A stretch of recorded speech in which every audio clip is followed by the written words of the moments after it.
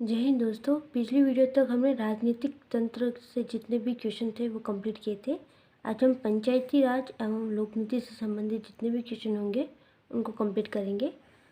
तो पंचायती राज से देख रहे पहले, भारत में स्थानीय शासन के विषय में कौन सा सही नहीं है। तो स्थानीय शासन के विषय में कौन सा सही नहीं है।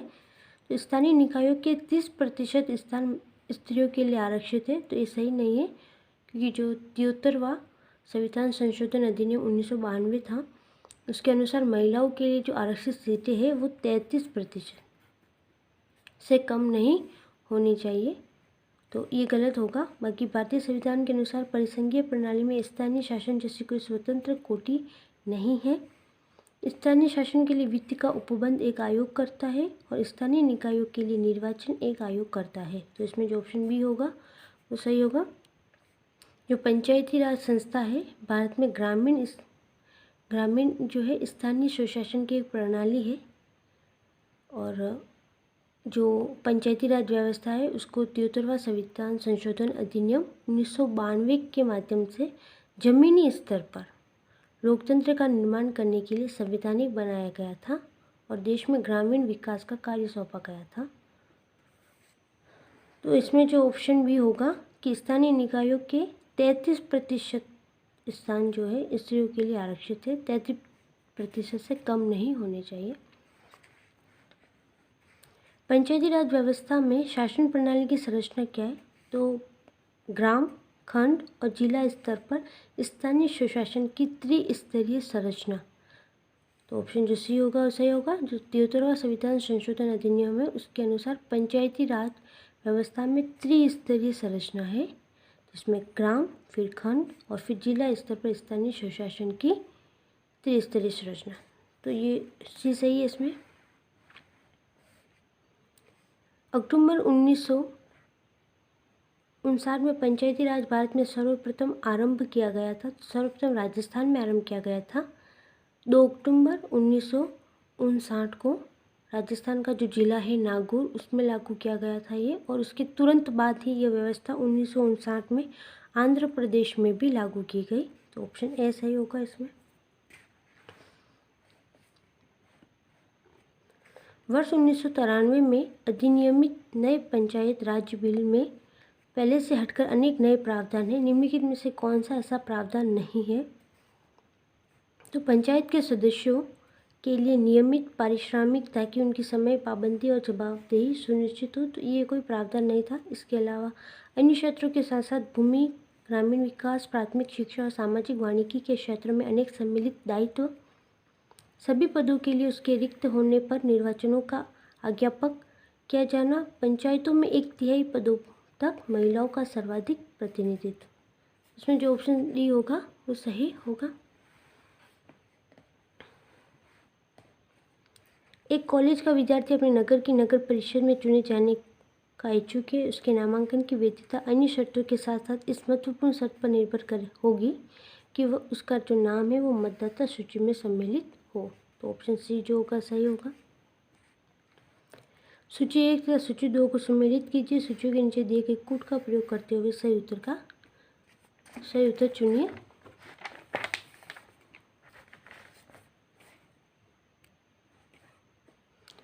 सूची के स्थानीय निकाय, सूची 2 है राज्य 1999 ईस्वी की स्थिति के अनुसार।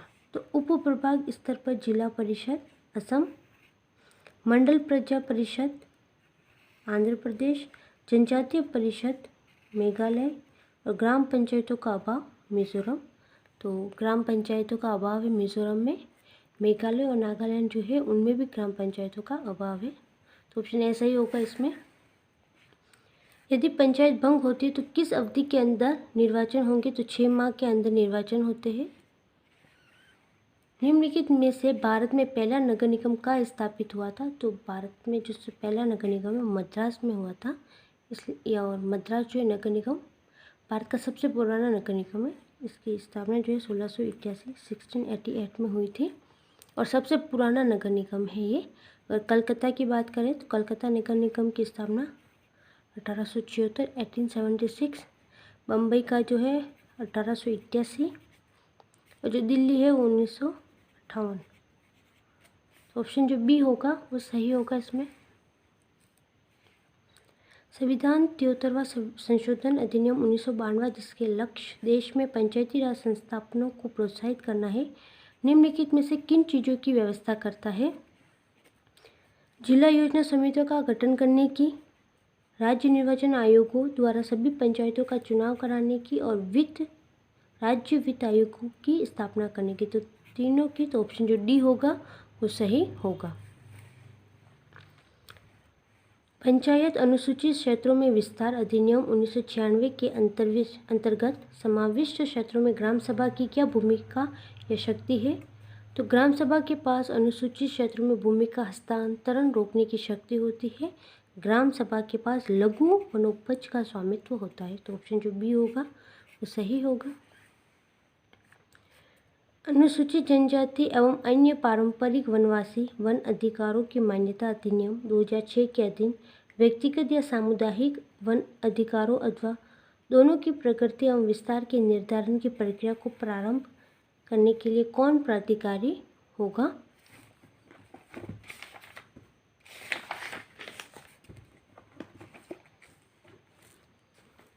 तो वो होगा ग्राम सभा। तो डी जो होगा वो सही होगा। सरकार ने अनुसूचित क्षेत्रों में पंचायत विस्तार पैसा अधिनियम को 1996 में अधिनियमित किया। निम्नलिखित में से कौन सा एक उसके उद्देश्य के रूप में अभिज्ञात नहीं है? तो जनजातीय क्षेत्रों में स्वायत्त क्षेत्रों का निर्माण करना।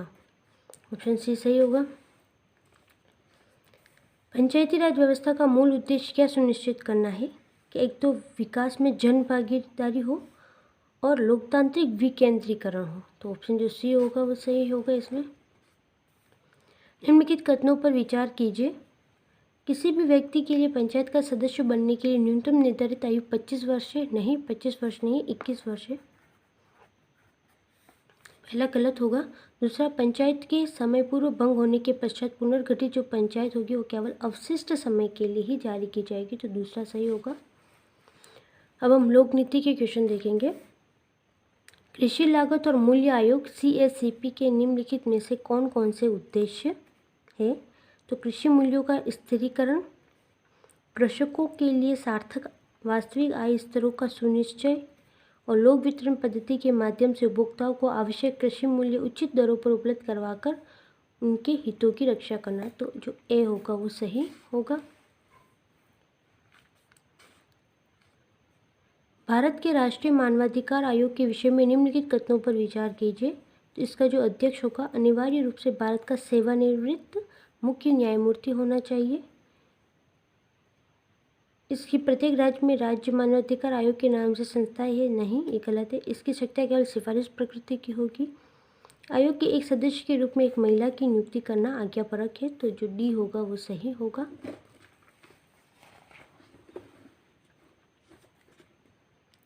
निम्नलिखित विधानों में से कौन सा एक पर्यावरण की सुरक्षा के विषय में व्यवहृत नहीं होता है? तो लोक दायित्व बीमा अधिनियम 1991 है, उसका संबंध पर्यावरण व सुरक्षा से नहीं है। बाकी जल अधिनियम 1977, वन संरक्षण अधिनियम 1980 और पत्तन विधि संशोधन अधिनियम 1997 पर्यावरण की सुरक्षा से संबंधित है। सूची 1 प्रकाशक और सूची 2 प्रकाशन दोनों सूचियों को सम्मिलित करना और कूट का प्रयोग करते हुए से उत्तर चुनना। तो उद्योग मंत्रालय जो है आर्थिक समीक्षा संगठन का प्रकाशन करता है उस रिपोर्ट का। केंद्रीय सांख्यिकी राष्ट्रीय लेखा सांख्यिकी रिपोर्ट का प्रकाशन करता है। भारतीय रिजर्व बैंक करेंसी और वित्त संबंधी रिपोर्ट का प्रकाशन करता है। और वित्त मंत्रालय जो है थोक मूल्य सूचकांक।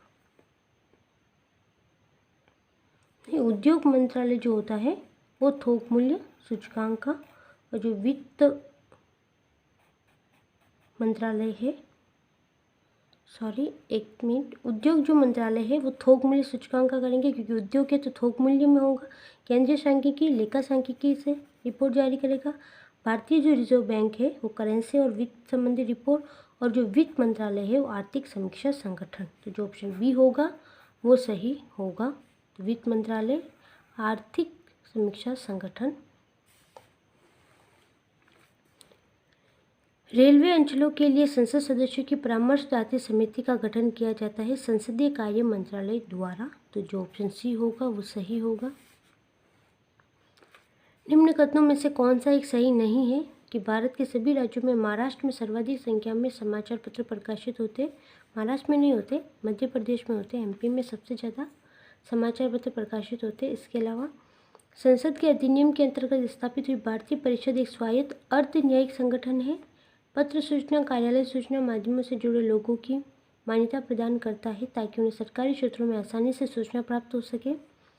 प्रेस ट्रस्ट ऑफ इंडिया देश की सबसे बड़ी समाचार एजेंसी है। तो ये तीनों सही है और ये गलत है। भारत के लोकवित्त से संबंधित निम्नलिखित कथनों पर विचार कीजिए। भारत के संविधान में प्रत्येक राज्य के लिए संचित नीति, लोक लेखा और आकस्मिक नीति का उपबंध है। रेल बजट में विनियोजन तथा संवितरण अन्य विनियोजनों और संवितरणों की तरह ही संसद के समान नियंत्रण के अधीन है। तो जो बी होगा वो सही होगा। भारतीय पुरातत्व सर्वेक्षण निम्नलिखित विभागों या मंत्रालयों में से किसका संलग्न है? तो संस्कृति का है। जो आर्कियोलॉजिकल सर्वे ऑफ इंडिया है, आर्कियोलॉजिकल सर्वे ऑफ इंडिया, इसकी स्थापना 1861 में भारत सरकार के विभाग के रूप में जो संस्कृति मंत्रालय है उसके अधीन हुई थी। तो ऐसा ही होगा। नीचे दो वक्तव्य दिए गए हैं, एक को कथन ए तथा दूसरे को आर कहा गया। तो केंद्रीय ग्रामीण स्वच्छता कार्यक्रम भारत की ग्रामीण जनता का जीवन स्तर सुधारने के लिए 1986 में प्रारंभ किया गया था। ये सही है।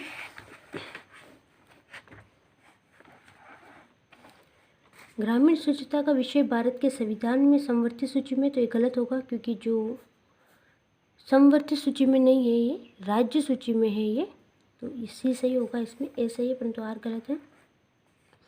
निम्नलिखित पर विचार कीजिए। जो उपरोक्त में से किन के लिए लोक अदालतें होती है? तो लोक अदालतें चल कोष्ठकीय यानी मोबाइल सेलुलर कंपनियों के साथ जो विवाद हो जाता है उसके लिए, वाहन दुर्घटना मामले और पेंशन मामले। तो डी जो होगा वह सही होगा। निम्नलिखित कथनों पर विचार कीजिए। उपरोक्त में से कौन सा सही है?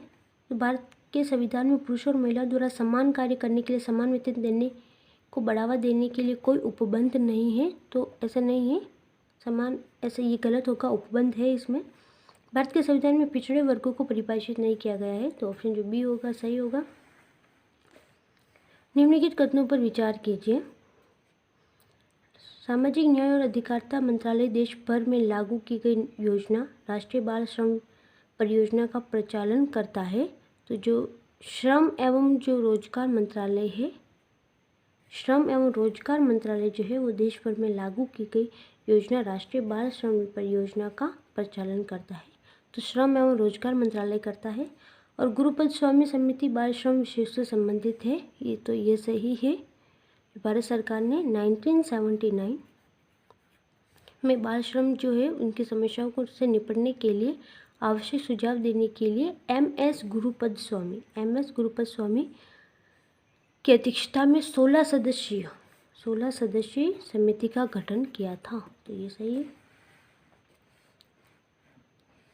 निम्नलिखित कथनों पर विचार कीजिए। भारत में महानगर योजना समिति भारतीय संविधान के प्रावधानों के अंतर्गत गठित होती है। उस महानगरीय क्षेत्र के लिए विकास योजना प्रारूप तैयार करती है। उस महानगरीय क्षेत्र में सरकार की प्रायोजित योजनाओं को लागू करने का पूर्ण दायित्व पूरा करती है। तो सी नहीं होगा, तो ए सही होगा। और भी निम्नलिखित कथनों पर विचार कीजिए। लोक लेखा की संसदीय समिति लोकसभा के अधिकतम 25 सदस्यों से गठित होती है। सरकार के विनियोग तथा वित्त लेखाओं की जांच करती है। भारत के नियंत्रक महालेखा परीक्षक की रिपोर्ट की जांच करती है। तो इसमें जो बी होगा दूसरा और तीसरा जो होगा वो सही होगा क्योंकि इसमें 25 सदस्यों में नहीं गठित होती है, 15 सदस्यों द्वारा गठित होती है, 15 सदस्यों द्वारा होती है। एक राष्ट्रीय मुहिम राष्ट्रीय ग्रामीण अभियान चलाई गई है मेला ढोने की प्रथा को समाप्त करने और मेला ढोने वाले कर्मियों के पुनर्वास के लिए। मेला यानी कि जो गंदगी ढोने वाले जो प्रथा है उसको समाप्त करना और मेला ढोने वाले कर्मियों के पुनर्वास के लिए। निम्नलिखित कथनों पर विचार कीजिए। विधि के अनुसार प्रतिपूरक वनीकरण कोष प्रबंधन एवं योजना प्राधिकरण राष्ट्रीय तथा राज्य दोनों स्तरों पर होते हैं। तो ये सही है। और इस कार्यक्रम के तहत जो प्राप्त राशि होती है उसका जो 90% भाग तो राज्यों को तथा 10% भाग केंद्र को प्राप्त होगा। प्रतिपूरक वनीकरण अधिनियम 2016 के अधीन चलाए गए प्रतिपूरक वनीकरण कार्यक्रम में लोगों की सहभागिता अनिवार्य है। तो ये गलत है, तो पहला होगा जो ये सही होगा। संसद सदस्य स्थानीय क्षेत्र विकास योजना के अंतर्गत नीतियों के संदर्भ में निम्नलिखित कथनों में से कौन सा सही है? संसद सदस्य स्थानीय क्षेत्र विकास योजना, तो संसद सदस्य स्थानीय क्षेत्र विकास योजना जो नीतियाँ हैं टिकाऊ परिसंपत्तियों जैसे स्वास्थ्य, शिक्षा आदि की भौतिक आधारभूत संरचनाओं के निर्माण में ही प्रयुक्त हो सकती है। प्रत्येक सांसद की नीति का एक निश्चित अंश अनुसूचित जाति जनजाति जनसंख्या के लाभार्थ प्रयुक्त होना आवश्यक है। कार्यान्वित हो रहे सभी कार्यों में से कम 10% कार्यों का जिला प्राधिकारी द्वारा प्रतिवर्ष निरीक्षण अनिवार्य है। तो जो इसमें ऑप्शन डी होगा वो सही होगा। तो आज हमने पंचायती राज एवं लोक नीति से जितने भी क्वेश्चन आए थे वो कंप्लीट किए हैं। नेक्स्ट वीडियो में हम न्यायिक एवं अधिकार संबंधी जितने भी क्वेश्चन हैं वो कंप्लीट करेंगे। तब तक के लिए धन्यवाद। जय हिंद।